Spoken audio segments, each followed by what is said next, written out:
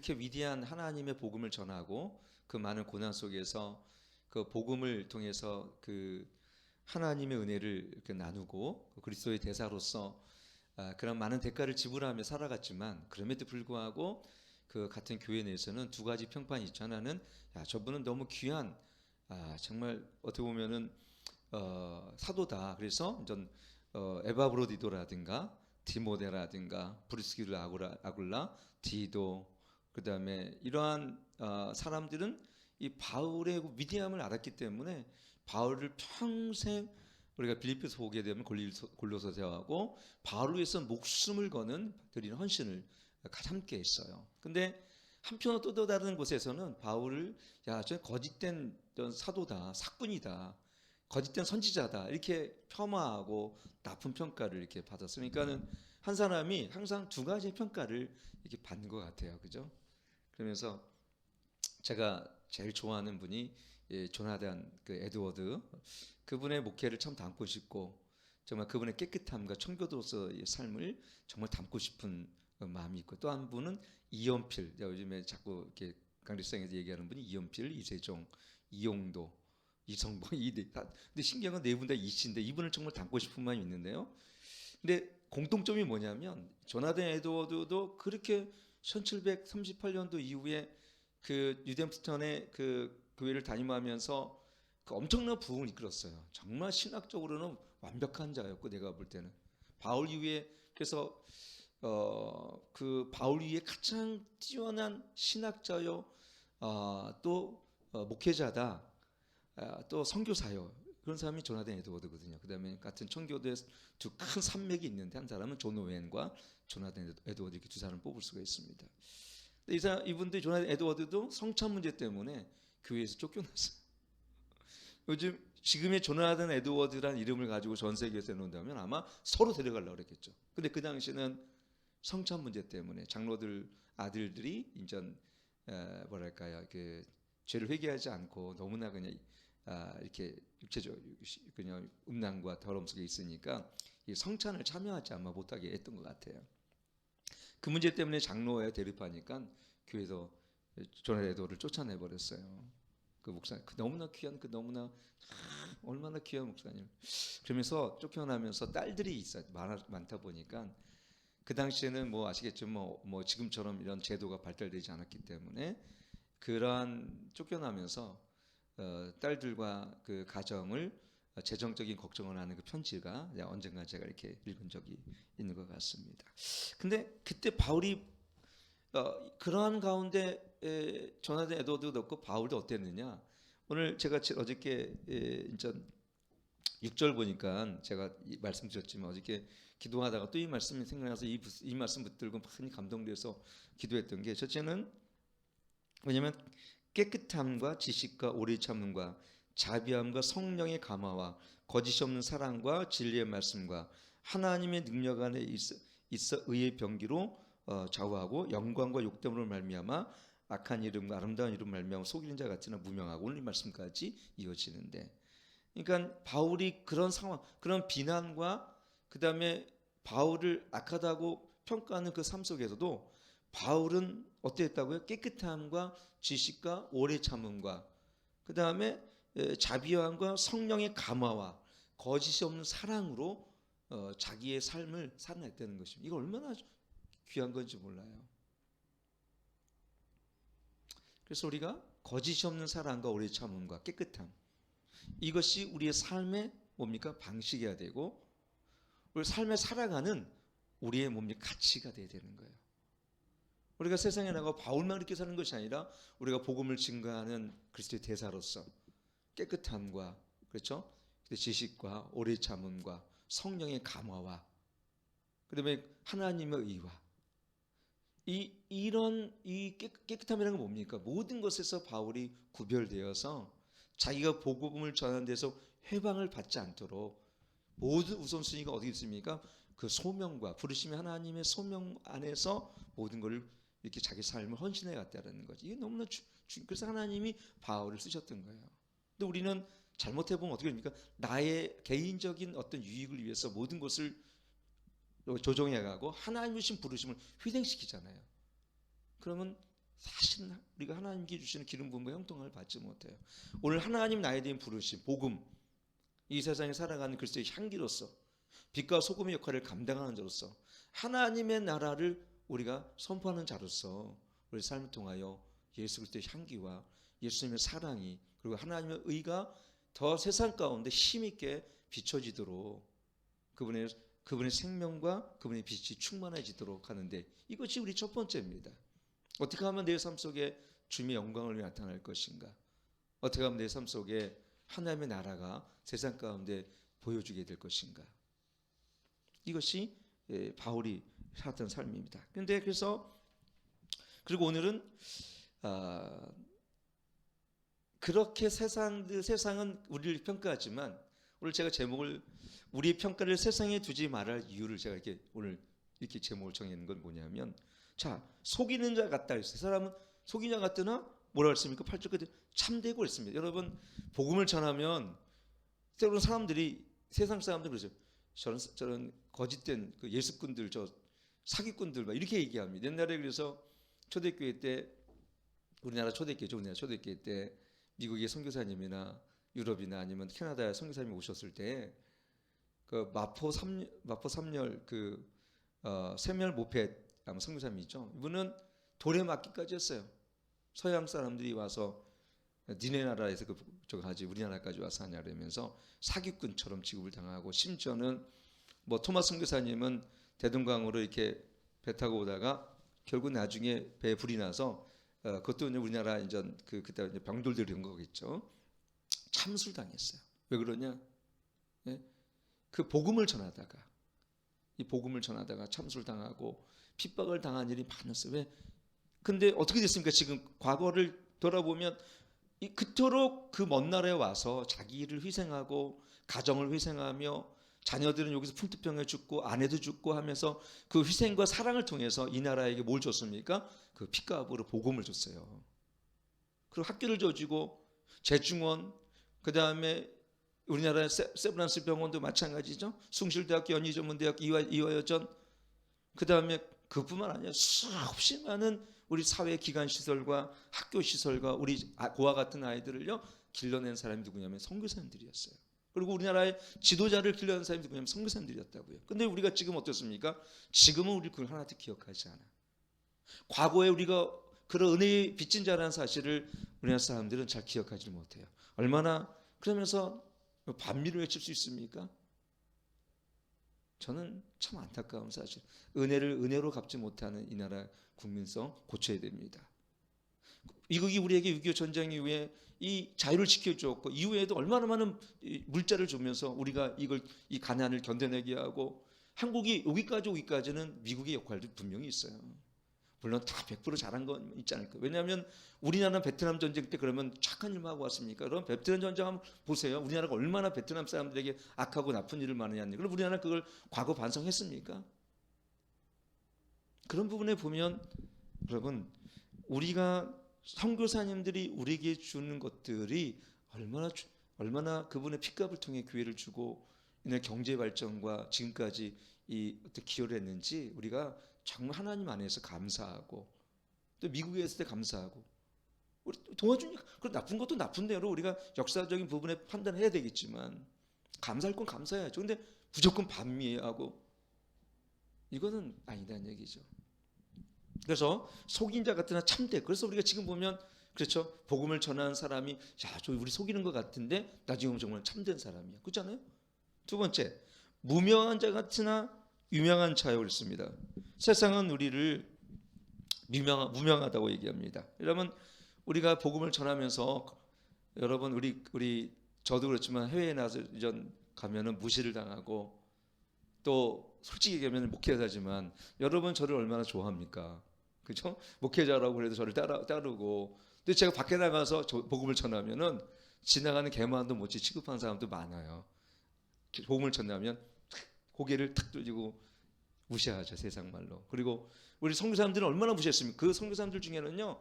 하이드 맥켄니 이런 사람은 토론토 의과대학을 나온 분들이에요. 하디 선교사님분들은. 그리고 언더우드 아펜젤러 우리나라 왔던 이런 분들 선교사님들이요. 그 나라에서도 어느 정도 굉장히 수준이 있고 공부한 분들이에요.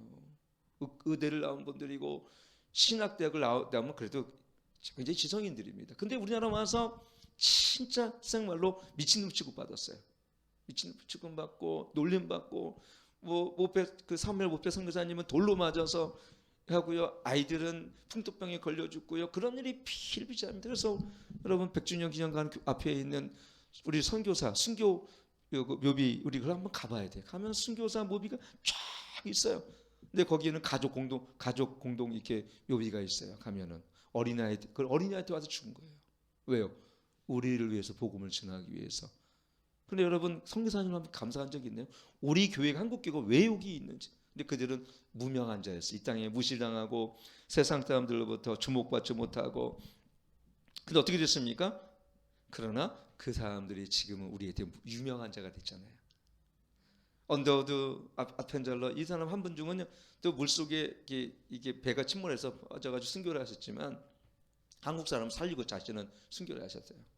그 분위기였습니까? 너무나 많은 선교사님들이요 서화평 선교사님 저 제중원에 또 전라도 광주의 서화평 선교사님부터 해서 너무나 귀한 선교사님이요 진짜 우리나라에서 진짜 먹지 못하고 입지 못하고 우리나라 그 다음에 또 제가 한 분이 있는데 그분은 문둥병만을 또 전라도 광주에서 문둥병만 그분은 환자를 데려다가 우리나라에서는 버린 사람을 문둥병자를 데리고 그래서 그분이 소록도 나중에는 손양원 목사님의 애양원 이런 것도 세워졌죠. 그분을 통해서 그 뒤에는 최용준 목사님 분이 그걸 이어갔고요.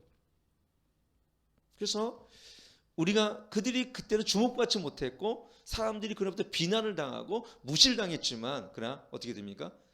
하나님의 나라에서는 그들은 가장 유명한 자들입니다. 바울이 무시를 당하고 바울이 여기서는 사람들부터 비난을 당하고 멸시를 당했지만요. 지금의 하나님의 나라에 어쩌면 가장 하나님의 보좌에 근처에 앉은 자가 누굽니까? 바울이고 우리 지금 후대에 기독교에서 바울하면 모르는 사람이 어디 있습니까? 그 당시에 가장 높은 직위 권력자들 부자들은 모르지만 우리는 2000년 역사 속에서 바울이 우리에게 준 이 복음 혜택을 누리고 있고 우리는 바울이 얼마나 우리 가운데 유명한 자가 되었습니까? 이게요. 여러분도 마찬가지죠.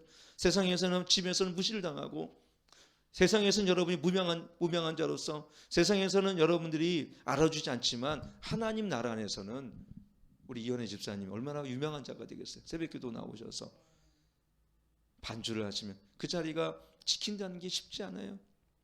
여러분도 마찬가지입니다. 김정 집사님도 먼 곳에 오셔서 이렇게 새벽기도 지킨다는 거 쉽지 않아요. 근데 왜 그렇습니까? 이메 집사님이 지난 5년 동안 새벽기도 한 번도 빠짐없이 지키지 않는 것을 세상 사람은 몰라. 그리고 세상 사람이 그런 건 아무도 공치사를 하지 않아. 그리고 그게 뭔데? 야, 니네들은 이제 참 미쳤다. 예수 믿는 것때 미쳤네. 새벽부터 일어나서 뭐 하는 거 운동이나 가지. 근데 하나님의 나라 안에서는 이 모든 우리의 삶들이 해같이 빛이 빛나고 우리의 섬김과 사랑과 우리의 모임 가운데 주신 하나님 은혜로 말미암아 어떻게 했습니까? 이 천국의 백성들 이미 구원받은 백성들은 어떻게 됩니까? 우리 열린 교회 여러분들을 어떻게 한다고요? 유명한 자로 주목하고 계시다는 거. 이 사실을 여러분 아시기를 축원합니다. 여러분 이연필 이런 분이 너무나 유명한 그 당시도 유명했대요. 근데 이분이 거리 전도를 나가서 전 그 동강원의 제 3대 원장이었던 김남중 원장님과 함께 저는 이 탁발 전 수도원처럼 탁발이란 건 뭐냐면 이분 가정을 방문하면서 재워달라 그러고 밥을 달라 그래서 이제 거리 전도를 이렇게 한 거예요. 그러니까 거지 전도 이렇게 하죠. CC 거지 전도가 하면 거기 나온 것 같아요. 근데 추운 겨울날 밥을 얻으러 가는데 밥도 못 얻고 배는 너무나 고픈데 어느 마을로 갔더니 그 당시만 해도 방이 뭐 두세 개씩 있습니까? 쌀이면 하나 이렇게 열면은 먹을 것도 없고 밥 좀 주세요 하고 동냥하니까 사람들이 밥이 없다고 잘 곳 좀 이렇게 허락해달라니까 방이 하나도 어떻게 주냐고 쌀쌀맞게 다 거부하는 거야. 그러니까 뒤에 그 연필 선생이 앞에 가면서 그 당시만 해도 무슨 뭐 잠바나 있겠어요. 그 추운 저녁이 다 됐는데 밥은 못 먹고 그러면서 가는데 가는 것보다 다 무시를 당하고 다 쫓겨나는 거예요. 그러니까는 그 있는 사람들이 너무나 마음이 아프고 배도 고프고 그거는 김남중이라는 그 그분이 전 간증을 하고 나와 있는 거예요. 근데 어느 날 어떤 분이 저 이웃 마을에 김 집사람 집에 가보세요 그러대요. 가가지고 우리 좀 계십니까? 그래서 자기들은 그리스도라는 얘기를 얘기 안 하고 계십니까? 우리가 지나가다가 이렇게 됐는데 재워줄 수 있습니까? 그랬더니 그 집사람도 우리 방이 하나라서 죄송하지만 재워줄 수 없다고. 그러니까는 이전 거절을 당하니까 마지막 한 가지 희망이 거절하면 얼마나 마음이 아프겠어요. 그러니까 이연필 선생님이 밖에서 뭐라 그러냐면은 김 집사님이라고 불렀어요. 어떻게 이분 깜짝 놀란 거예요. 혹시 우리를 재워줄 수 없습니까? 다시 한번 물었더니 망설이다가 그럼 들어와서 주무시라고. 근데 이연필 선생이 워낙 이분이 광주에서 정말 참된 그리스도인이라고 소문이 났기 때문에 이분이 이렇게 물어보더래. 이제 다음 날 이제 자고 떠나면서 혹시 광주에서 유명한 이연필 선생이라는 분 아세요? 그렇게 물어보더래. 근데 이분이 보통 같으면 내가 그 사람이요 그럴 텐데 저 같으면 이분은 아무 소리 안 하고 거기엔 대답도 안 하고 이분이 아침에 일어나서 떠나는 그 모습을 보면서 참 저분은 큰 사람이다 이렇게. 근데 저는 그걸 읽으면서 눈물이 났어요. 그 주님의 길을 걸어가는 그런 애틋한 모습 속에서 주님을 닮고 싶은, 그래서 그의 가장 중요한 건 청빈, 그 다음에 하나님의 주신 이거를 이루고자 하는 소명과 자기 비움의 영성을 실천했던 사람. 그는 그러나 누구였습니까? 무명한 자 같았지만 지금 우리 그 후배들의 지금은 정말 유명한 자에 닮고 싶은 한 사람으로 기획된 것을 이렇게 보게 되어집니다. 두 번째는 우리가 살아있고 징계를 받은 자 같으나 죽임을 당하지 않고, 그렇죠? 우리가 세상에서 예수를 믿는 이유 때문에 우리 이연필 선생님이나 우리 선교사님들이나 또는 지멜리오 같이 저런 남미나 북미에서 선교를 하다가 창에 찔려가지고 그 5명의 선교사가 순교를 당합니다. 총도 있었지만 근데 순교를 당합니다. 뭐 그뿐이겠습니까? 우리나라 토마스 선교사님 최초의 복음을 전하다가 우리나라 대한민국 조선, 그때는 조선이죠. 조선 말에 이 복음을 전하기 위해서 왔다가 참수를 당한 사람이 누구니까? 토마스 선교사님인데, 여러분 우리가 보면 그들이 헛된 죽음 같고 또 헛된 이 복음을 전하다가 핍박을 받는 것이 정말 세상 말로 보면 징계를 받는 것 같고, 왜 그리스도인들은 저렇게 가난하고 못 살고 헐벗고 굶주리냐 이렇게 얘기하는 것 같지만, 그러나 어떻게 됩니까? 환난 가운데 바울은 위대한 승리를 거두게 하시잖아요. 죽임을 당하지 않아요. 그래서 근심한 자 같으나 기뻐하는 거 보자면 그 초대교회 때 그리스도인들이 그렇게 많은 핍박을 받습니다. 황제 숭배 사상과 또 예수님을 따르는 그런 공동체, 그래서 카타콤이라는 지역 교회를 만들어서 예배도 드리고 콜로세움 경기장에 가서 사자밥이 되기도 하고 표범의 밥이 되게 해서 사지가 찢겨 주기도 하고, 로마의 네로 황제 밑에서는 더 많은 기독교 핍박을 통해서 우리를 이 사지를 이 기둥에 못 박아서 마치 로마 시내를 밝히는 등불처럼 썼어. 그만큼 고난을 당해. 그런데 신기한 건 뭐냐면 요세푸스나 이런 역사가를 통해서 우리가 읽게 되어지면요, 그 죽임을 당하며 찬송을 부르며 하나님께 마지막 감사하고, 어떻게 얼굴이 저렇게 미소와 밝게 죽을 수가 있는지 로마 귀족들이 깜짝 놀라서 저들의 믿는 하나님이 누구인가 해서 나중에 그것 때문에 믿는 사람도 있었어요. 그 고난 중에 감사하고 핍박 중에 주님을 오히려 감사할 수 있는 바울과 실라처럼. 바울도 그렇죠. 사도행전 보면 빌립보 감옥에서 그렇게 맞아서 깊은 감옥에 있었지만 어떻게 됐습니까? 흑암 중에 일어나서 찬미 제사를 드리지 않습니까? 이게 그리스도의 모습이에요. 고난을 근심한 자 같으나 우리 마음속엔 왜 그렇습니까? 우리는 세상의 모든 예수 그리스도에 인해서 하나님 안에 기뻐하고, 그렇게 예수 그리스도의 복음 안에 주어진 은혜로 말미암아 그 자유, 기쁨, 소망, 그 은혜로 말미암아 우리는 기뻐하는 은혜를 우리 안에 갖고 있기 때문에 그렇습니다. 그래서 근심한 자 같으나 우리가 기뻐하는 거예요. 여러분 그렇잖아요? 집에서는 때로는 여러 가지 어려운 일과 힘든 일이 예수님 믿는 이유 때문에 우리가 거꾸로 우리가 핍박을 받더라도 우리 마음속엔 참 기쁨이 샘솟아요. 이인자는 목사님이 계세요. 부산에 저기 경남에 밀양이라는 곳 태어나셔서 나중에 한상동 목사님과 함께 신사천부 거부 운동을 벌였던 이인자 목사님이 그걸 신사천부 운동을 벌이다가 종로 경찰서에다가 그때 일본 경찰, 그다음에 그때 그걸 또 그 앞잡이가 조선 사람이었는데 그 고문을 3개월 동안 당하면서 정말 이분이 면석이까지 했던 분이 밀양에서 정말 똑똑하고 건강했던 분이 못 먹으니까 너무 마르고 지치고, 근데 이분이 그렇게 고백합니다. 그 고문을 하면서 근데 자기 마음은 더 기쁘다는 거예요. 멸시를 당하고 핍박을 당하고 고문을 당하는데 그 마음 안은 주님의 사랑으로 더 큰 기쁨이 있는 거예요. 여러분, 이게 기독교의 역설입니다. 그래서 기독교는 고난을 당할수록 하나님의 은혜가 더 임하고, 나를 비울수록 주님의 은혜가 채워지며, 나를 깨뜨릴수록 하나님께서 채워주시는 은혜가 더 크다라는 것을 우리는 보게 되어져요. 그래서 우리는 근심한 자 같으나 기뻐하고 가난한 자 같으나 많은 사람을 부유케 하죠. 측량할 수 없는 주님의 그 은혜와 내 안에 계신 주님의 그 부유함을 통해서 정말 가난한 자 같으나 많은 사람을 부유케 하지 않습니까? 여러분, 그래서 이연필 아까 선생님과 이세종이라는 선생, 이용대라는 목사님은 정말 세상 말로는 아무것도 가진 게 없어요. 땅 한 편 가진 게 없지만 그분을 통해서 얼마나 많은, 지금도 동강원이 있거든요. 동강원이 남원에 있습니다. 또 그분이 만든 기리원이라는 걸 또 만들었어요. 그래서 가난하고 힘든 자, 고아들, 과부들, 이런 데를, 지금도 기리원이라는 데는 그런 곳이에요. 그래서 장애들을 지금도 돌보고 있어요.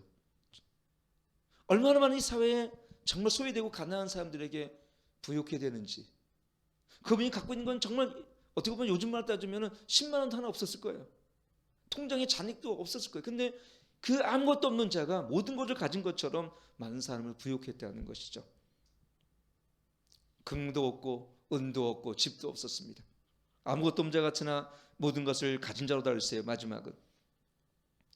근데 정말 가난하고, 누가 봐도 우리 그리스도인들이 가난해 보이죠. 근데 정말 그 세상 속에 그 음지와 환난과 가난하고 고아, 세상에 버려진 사람들에게 진정한 위로가 되어지고 예수님의 사랑을 나눌 수 있는 진정한 부유함을 우리 그리스도인들이 실천했단 말입니다. 그래서 여러분, 우리가 6.25 이후에도 그 많은, 또 여수순천 반란 사건 이후에도 여러분, 광주를 중심으로 해서 동강원이 만들어졌는데 그 많은 아이들, 500명 정도 400명 되는 아이들의 고아원을 누가 담당했습니까? 그리스도인이 담당했습니다. 거기뿐이겠습니까? 근데 이거를 우리 사회가 모르는 거예요. 우리 기독교도 몰라요. 아무것도 없어요. 은도 없고 금도 없고, 그들은 집도 없었고, 그 당시도 오죽하면 쫓겨나서 YMC 쫓겨나가지고 동강원이 어디 간지 아세요? 그 광주 거기 시내 흐르는 거기에 그 다리 밑에 가서 처막 3개를 이게 짓고 거기서 생활했어요. 거지처럼. 그 한겨울에도.